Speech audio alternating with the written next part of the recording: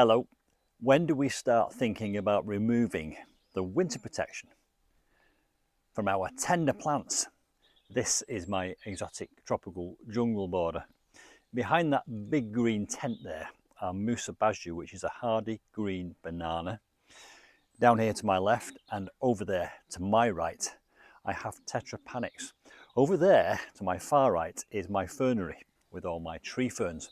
All these plants have been protected from the very worst of the cold weather through the winter.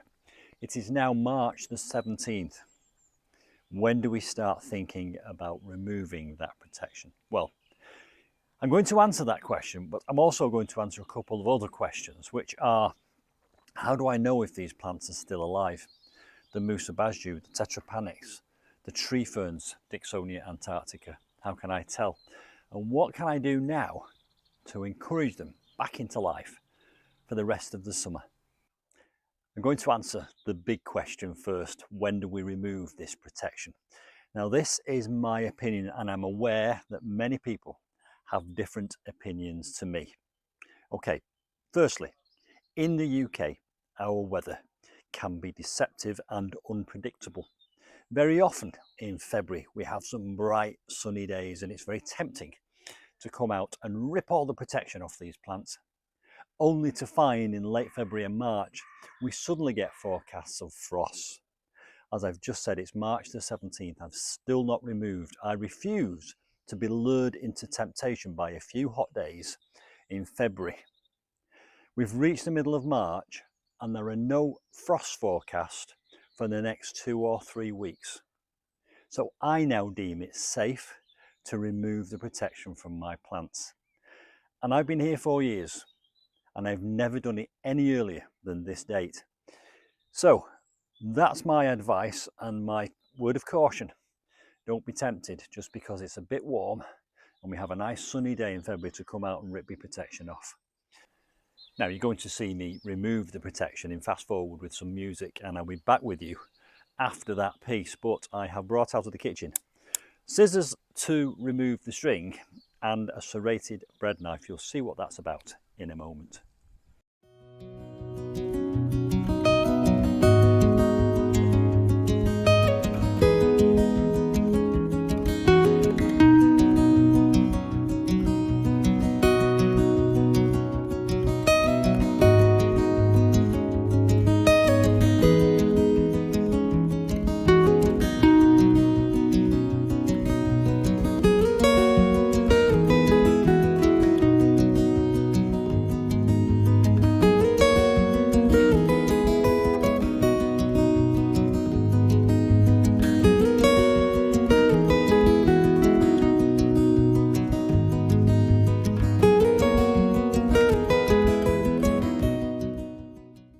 So now I've removed the protection, we'll talk about how I can tell if these are still alive.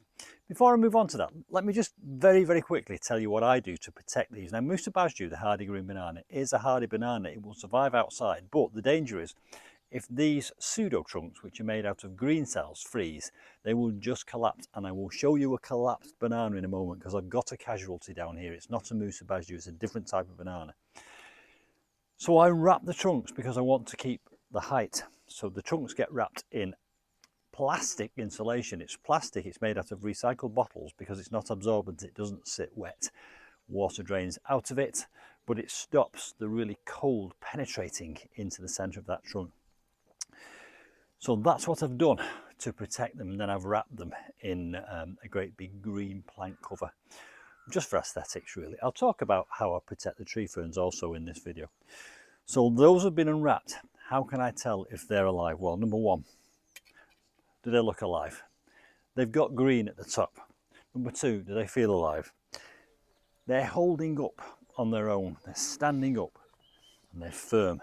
Now, if they were dead, they'd be collapsing and they'd be squidgy and squishy because the water in those cells has frozen and defrosted and ruptured all the cells, and that just makes them collapse. These have not collapsed. Really good start. Got some green at the top. They don't smell rotten. I'm confident these are alive. I know these are alive. Now that they've got air to them, they'll start to dry out and all this soggy stuff on the outside will dry out and become crispy and eventually will fall off. What you have to remember is these are actually leaves. This is a herb, it's not a tree. It's a herb, and these are pseudo trunks, they're not woody. Right, you can see the growth at the top. What happens with the banana is the growth comes up the centre and shoots out of the top. That's why I protect my trunks, because I want that height. I want these leaves to be up there at the top of that wall in the sunlight, casting a canopy over the garden furniture. Right, is it still alive? Another way of telling. Just feel these tops. They're firm. This is clearly still alive. However, I'm going to do something next, because these leaves, when they start growing, and they will start growing very quickly and they will grow very quickly, they want to come out like this. But these tips here, they're all squashed and compacted. So I am going to give it a hand with this serrated bread knife. Watching my fingers, I'm just going to cut them off. All of them. You can see there's green. Can you see green in there? It's still alive. I'm very happy. Right. Off with their heads, effectively, all of them. I might as well just throw that on the bottom, that can feed the plants. And by doing this, we're allowing the new leaves that would be restricted by this soggy top to escape. That's what I'm doing. Right, so that's the bananas taken care of. I'll have a look at Tetrapanax next. Before I move on to Tetrapanax, I did promise that I would tell you what I will do to give these a boost into life. So I'll do that right now, and that applies to all the plants in this border. Right, at the back end of last year, I went next door, my neighbour has ponies, and I got 4 or 5 barrow loads of manure, and I mulched this as about 4 inches of mulch on top of this. So half the work was done in the autumn time. That mulch has been rotting down all winter and will continue to rot down and leach goodness into the soil.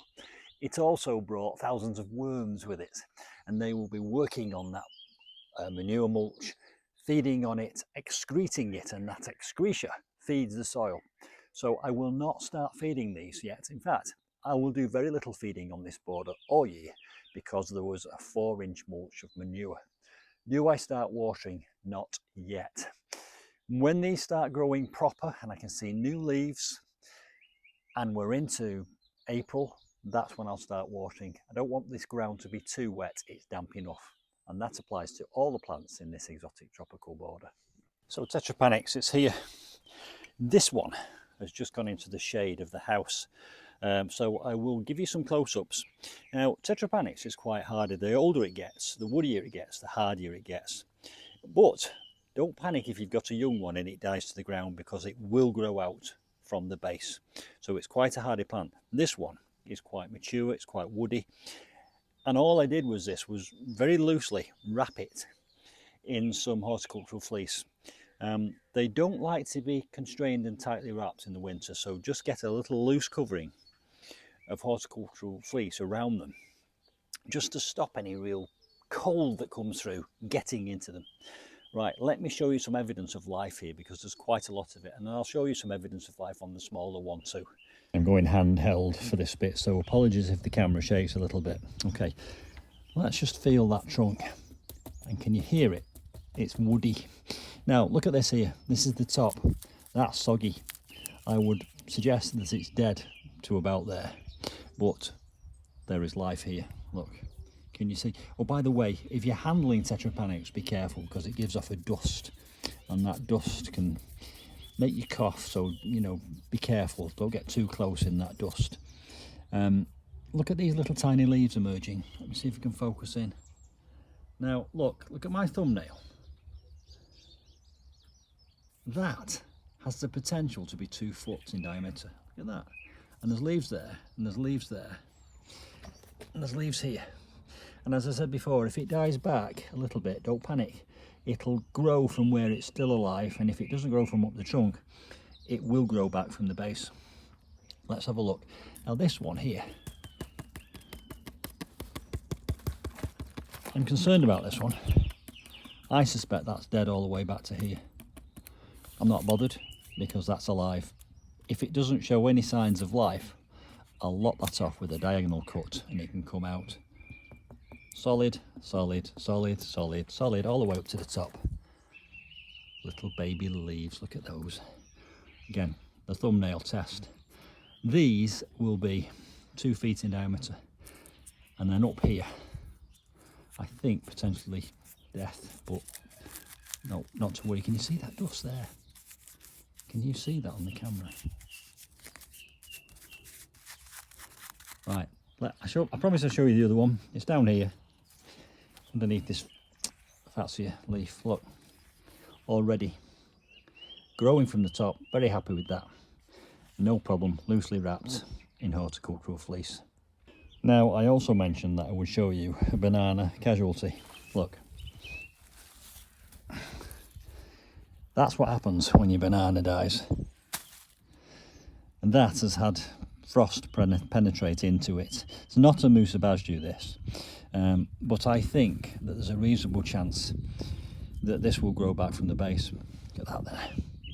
That's one of those Dracula voodoo lily things that have a flower that stinks of rotting flesh, which is great near your outside patio when you're having a barbecue. Anyway, look, dead.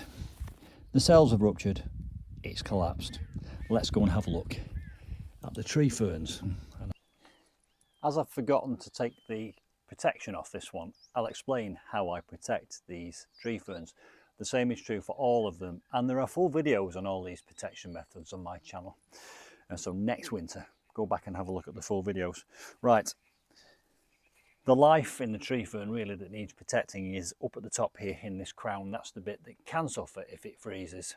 It can also suffer if it dries out. So what we do is we put some oak leaves in the top, right into the crown, gently. We don't damage the croziers or the fronds, we just place those oak leaves. So that gives it a level of protection, but allows moisture to penetrate through.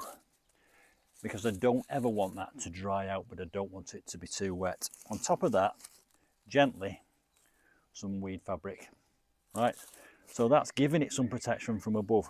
Then, the crown area, which is here, and as I've already said, this is the same is true for all the other ones that I've already unwrapped. It's wrapped in that polythene plastic insulation. We want to stop the cold from penetrating. Now, these are hardy down to about -10, so it's not absolutely necessary to do this, but because they are so valuable, we take these precautions. Right, now let's take this off. And that will reveal the trunk of the tree fern. Now, it is true that there is life in the rest of the trunk. They do produce roots, and again, there is a video about tree fern roots on my channel. I'll link that one below because it's an interesting watch. They do produce roots which do anchor the tree fern and also feed the rest of the tree fern, but the rest of the trunk doesn't necessarily need protection. So that is now revealed to the light and the warmth, and it will start growing. However, because we're only in March, I'm not going to start watering it. There's enough rain in the air to keep that damp enough. But when we get into the hot, dry months, that'll get flooded every single day of the year so that it never dries out. I've always said you can't overwater a tree fern. Right, let's have a look inside one of these crowns and see if we can see any signs of life. Okay, we're going to have a look inside the crowns of 2 tree ferns that have just been unprotected. That one there, which is medium height, and this little diddy one there to my right, and I'll tell you what we're looking for. But before we go to that, another little tip, if you can possibly afford it, and I know this is sometimes beyond people's means. I've not bought all these tree ferns, my other half has, so I'm very lucky. I just have to look after them. Try and get one that's about medium height or taller so that you can enjoy the trunk, but also try and get a little diddy one that you can look down into, because that is absolutely fascinating. There's a whole world in there, and it's very interesting to watch. If I had to get one or the other, I think I'd probably get a short one so that I could see what was going on down there. And talking about what's going on down there and in there, let's go and have a look. Right, this has been protected, and it's, if I feel it, it's still damp. But look in here, let me get close up. Can you see? Well, firstly, let me make an observation. These are last year's fronds. and I have cut them off because they all got frostbitten and went brown and they looked ugly, so I've cut them off. That's up to you whether you do that. Right, here's inside the crown. 1, 2, 3, 4, 5, 6, 7, 8 fronds, croziers there, waiting to emerge. They're like, I always compare them to a fist with knuckles, and they suddenly spring into life. Look at that there. That's definitely still alive. Now, if they were black, I would have concerns, but they're not. They're the natural colour, kind of a dark brown green, almost like a sloth colour, you know, like a sloth's fur. Let's go and have a look at the other one over here. And this has always had a small crown on it, by the way. There is a debate about if you cut these fronds off, it closes the crown because the weight of them is not opening it up. That's not what's happened here. And looking at, oh look there, look. That one is more advanced than the others, and you can see there, hopefully, it's like a spiral.